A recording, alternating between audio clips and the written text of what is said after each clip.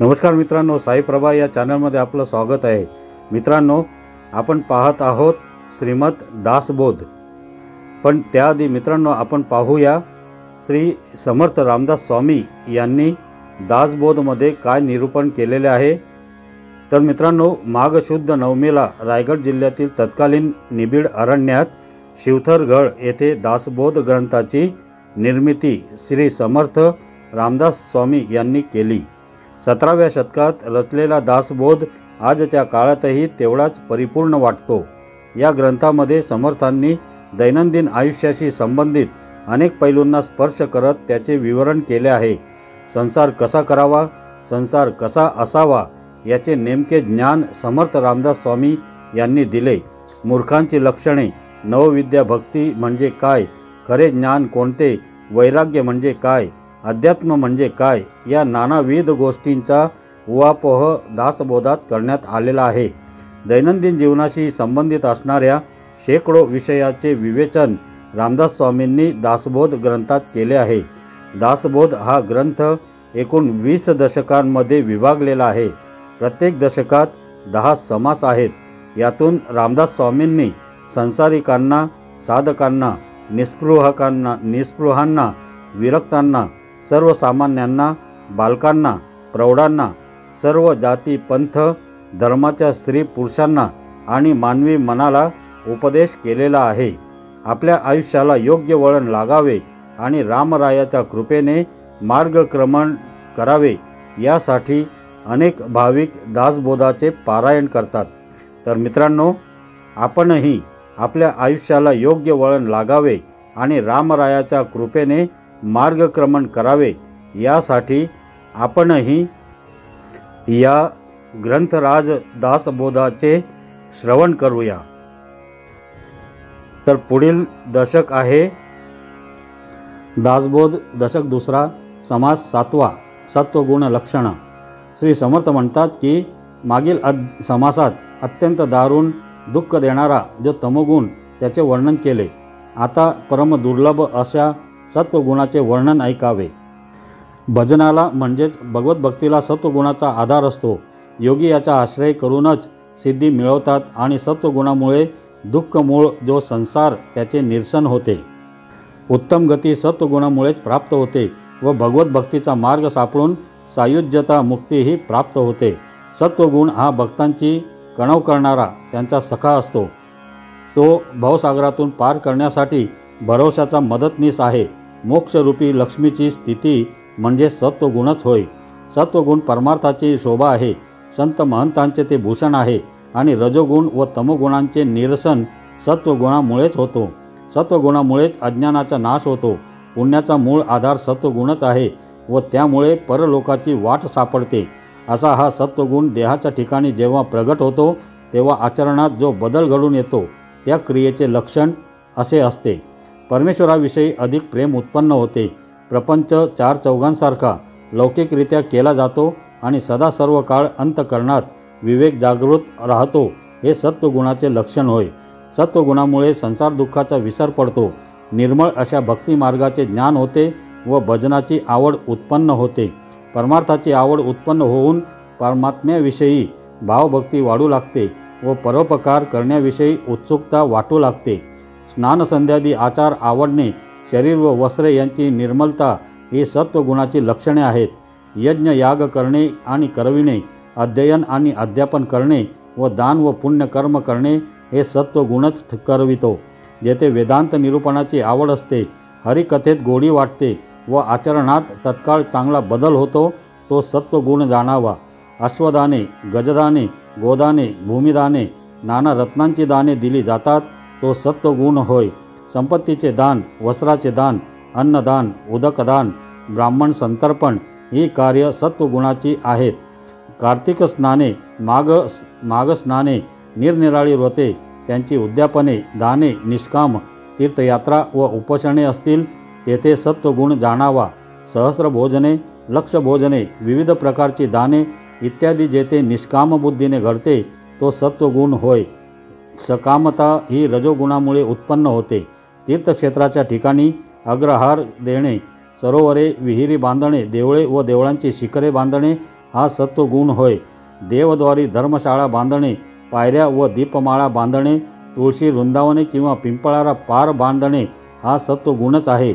वने, उपवने, पुष्पवाटिका निर्माण करून त्यांना पाणी देणे, तपस्वी लोकांना संतोष होईल अशी त्यांची सेवा करणे हे सत्वगुणाचे कार्य आहे. संध्या मठ व ध्यानासाठी गुहा बांधणे, नदीतीरी घाट बांधणे अथवा देवद्वारी भांडारगृह बांधणे हे असेल तेथे सत्वगुण जाणावा. निरनिराळ्या देवस्थानांच्या ठिकाणी नंदादीपाची व्यवस्था करणे, देवाला अलंकार भूषणे अर्पण करणे हा सत्वगुण होय. झेंगट, मृदुंग, टाळ, दमामा, नगारे, काहळ वगैरे सुस्वर वाद्यादिकांचा कल्लोळ जेथे असेल तो सत्वगुण होय. अनेक प्रकारची सुंदर सामग्री जो देवालयाला अर्पण करतो आणि जो हरिभजनी तत्पर असतो तो सत्वगुण होय. छत्रे, पालख्या, दिंड्या, पताका, ध्वज, चामर, अबदागिरी वगैरे जो देवास वाहतो तो सत्वगुण होय. वृंदावने, तुळशीवने, सडा संमार्जन, रांगोळ्या यांची अंतकरणात आवड उत्पन्न होते तो सत्वगुण होय. नाना सुंदर उपकरणी, मंडप, चांदवे, आसने देवालयाला समर्पण करणे हा सत्वगुणच आहे.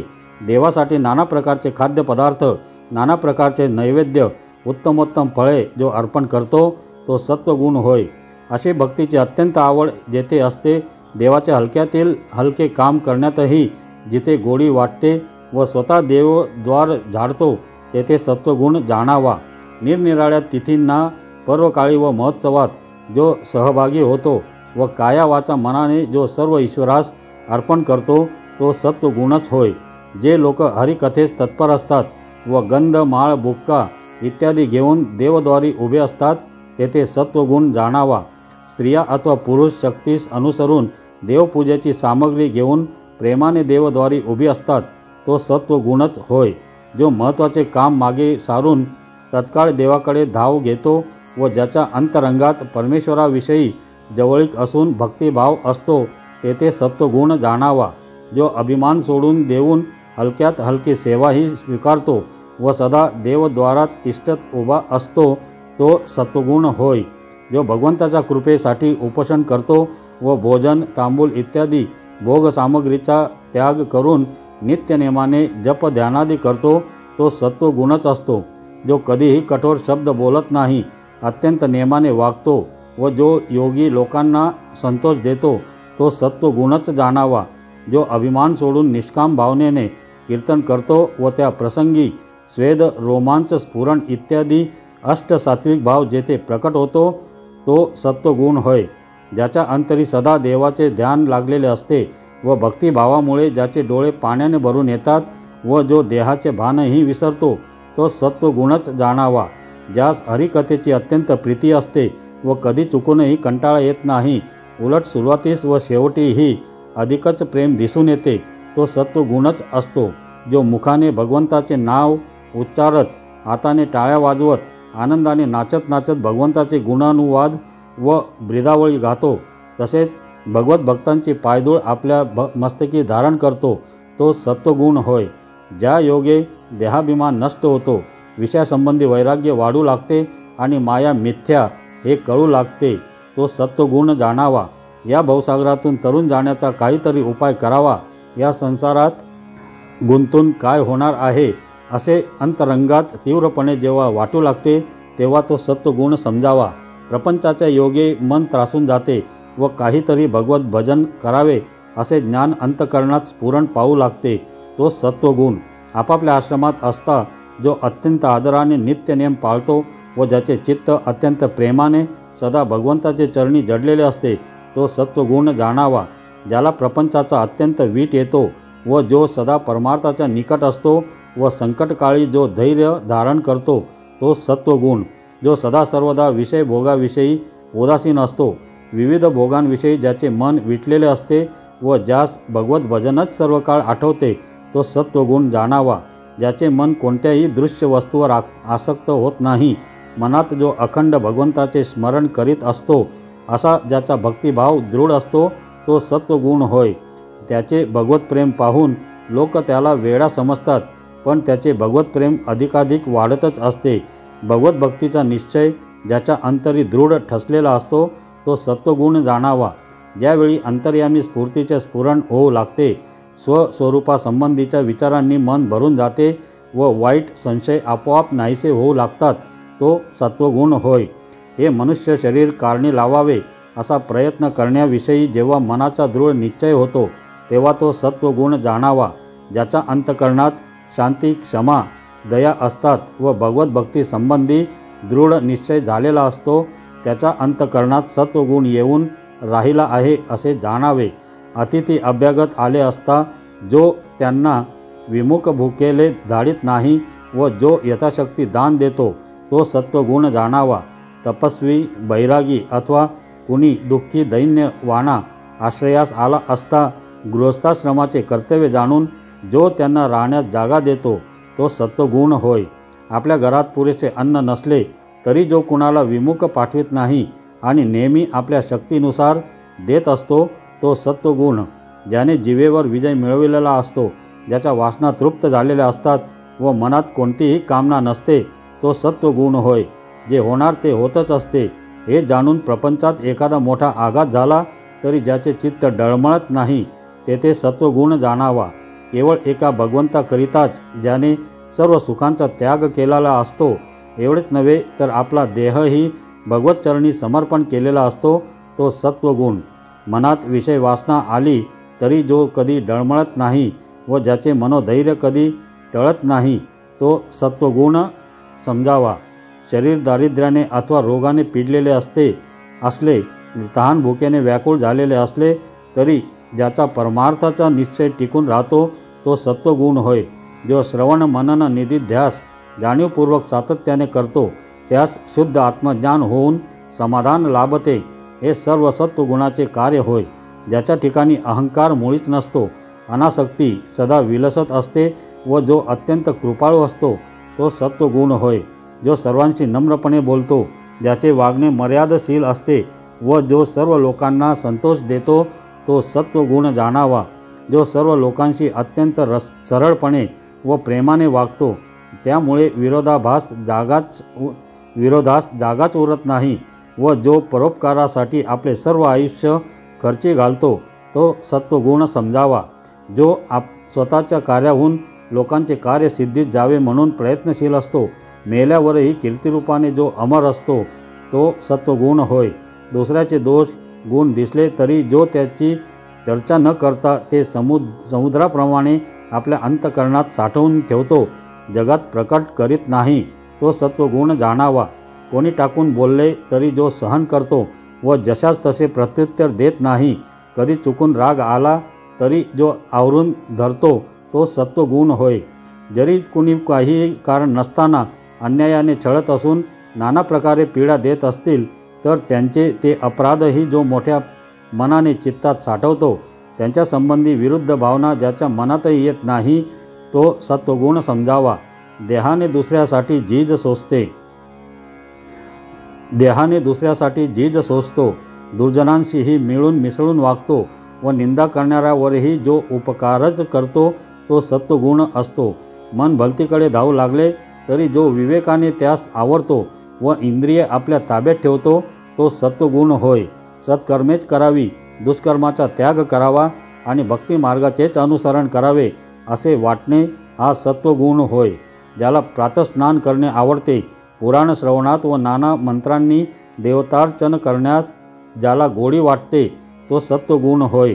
ज्याला पर्वकाळबद्दल फार आदर असतो, जो वसंत पूजा करण्याविषयी तत्पर असतो व देवतांच्या जयंत्यादी उत्सव करण्याची ज्याला गोडी असते, तो सत्वगुण. कुणी परदेशी माणूस बेवारसाप्रमाणे मेला तर त्याचा अंत्यसंस्कार करणे किंवा त्यास हजर राहणे, हे सत्वगुणाचे कार्य होय. कोणी कुणास मारत असेल तर मध्ये पडून त्याचे निवारण जो करतो किंवा बंधनात पडलेल्या लोकांना जो सोडवतो, तो सत्वगुण होय. लिंगार्चन करणे, मंत्रपुष्पांची लाखोली वाहणे, नामस्मरणावर दृढ विश्वास असणे आणि देवदर्शनासाठी वेळ काढणे, हा सत्वगुण होय. संतांना पाहून जो त्यांचे दर्शनासाठी धाव घेतो व त्यांच्या दर्शनाने सुखाने ज्याचे अंतःकरण उचंबळून येते आणि भावभक्तीने जो त्यांना साष्टांग दंडवत घालतो, तो सत्वगुण जाणावा. संतांची कृपा ज्याच्यावर होते त्याने आपल्या वंशाचा उद्धार केला असे समजावे. सत्वगुणामुळेच त्याच्या ठिकाणीचा ईश्वरांश प्रगट होतो. जो लोकांना सन्मार्ग दाखवतो, त्यांना भगवत भक्तीचा मार्गास लावतो व अज्ञानी लोकांना जो ज्ञानाचा उपदेश देतो, तो सत्वगुण समजावा. ज्यास पुण्य संस्कार आवडतात, देवास प्रदक्षिणा नमस्कार करणे आवडते व ज्याचे पाठांतर उत्तम असते, तो सत्वगुण होय. ज्याला भक्तीचा अंतःकरणपूर्वक हव्यास असतो, जो ग्रंथ जवळ बाळगतो व धातुमूर्तीचीही नाना प्रकारे पूजा करतो, तो सत्वगुण असतो. देवपूजेची स्वच्छ चकचकीत उपकरणे, जपमाळ, उपासना मूर्ती करण्याचे साहित्य, आसने, गोमुखी व पवित्र व स्वच्छ सोज्वळ वस्त्रे हे सर्व ज्यास आवडते, तो सत्वगुण होय. जो लोकांचे दुःख पीडा कष्ट पाहून दुःखी होतो, लोकांचा संतोष पाहून ज्यास सुख होते आणि वैराग्य पाहून ज्याला आनंद होतो, तो सत्वगुण असतो. जो लोकांचे भूषण ते आपले भूषण मानतो, लोकांचे दूषण ते आपले दूषण समजतो, परदुःखाने जो कष्टी होतो, तो सत्वगुण जाणावा. आता हे वर्णन पुरे झाले. थोडक्यात असे म्हणता येईल की ज्याचे चित्त देवाधर्माचे ठिकाणी जडलेले असते आणि जो निष्काम भावनेने भगवत भजन करतो, तो सत्वगुण होय. असा हा सत्वगुण अत्यंत सात्विक असून तो संसारसागरातून तरुण नेणारा आहे. त्याच्या योगानेच ज्ञानमार्गाचा विवेक उत्पन्न होतो. सत्वगुणानेच भगवत भक्ती प्राप्त होते.